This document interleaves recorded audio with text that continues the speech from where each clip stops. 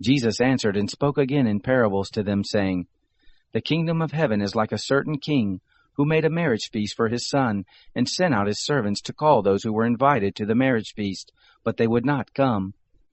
Again he sent out other servants, saying, Tell those who are invited, Behold, I have made ready my dinner. My oxen and my fatlings are killed, and all things are ready. Come to the marriage feast. But they made light of it, and went their ways, one to his own farm, another to his merchandise, and the rest grabbed his servants, and treated them shamefully, and killed them. But the king was angry, and he sent his armies, destroyed those murderers, and burned their city. Then he said to his servants, The wedding is ready, but those who were invited weren't worthy.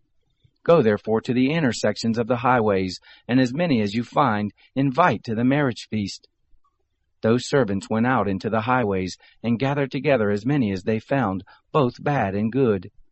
The wedding was filled with guests. But when the king came in to see the guest, he saw there a man who didn't have on wedding clothing.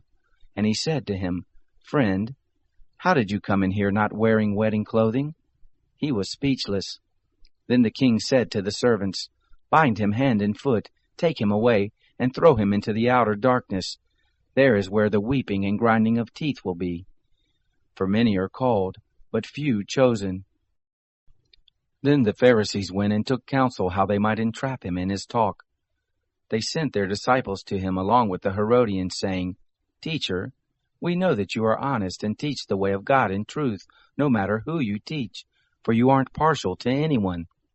Tell us, therefore, what do you think? Is it lawful to pay taxes to Caesar or not?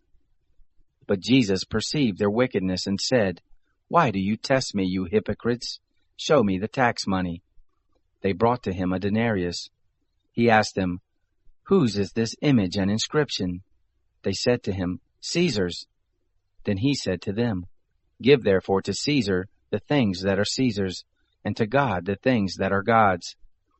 When they heard it, they marveled, and left him and went away. On that day Sadducees, those who say that there is no resurrection, came to him. They asked him, saying, Teacher, Moses said, If a man dies having no children, his brother shall marry his wife, and raise up seed for his brother. Now there were with us 7 brothers. The first married and died, and having no seed left his wife to his brother. In like manner the second also, and the third to the 7th. After them all, the woman died. In the resurrection, therefore, whose wife will she be of the 7? For they all had her. But Jesus answered them, You are mistaken, not knowing the Scriptures, nor the power of God. For in the resurrection they neither marry, nor are given in marriage, but are like God's angels in heaven. But concerning the resurrection of the dead, haven't you read that which was spoken to you by God, saying, I am the God of Abraham, and the God of Isaac, and the God of Jacob?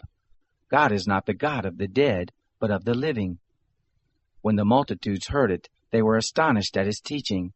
But the Pharisees, when they heard that he had put the Sadducees to silence, gathered themselves together. One of them, a lawyer, asked him a question, testing him.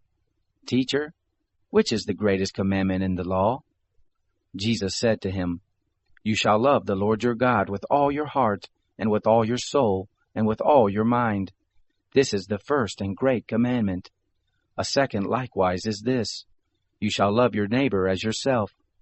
The whole law and the prophets depend on these 2 commandments. Now while the Pharisees were gathered together, Jesus asked them a question, saying, What do you think of the Christ?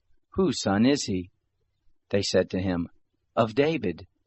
He said to them, How then does David in the Spirit call him Lord, saying, The Lord said to my Lord, Sit on my right hand, until I make your enemies a footstool for your feet.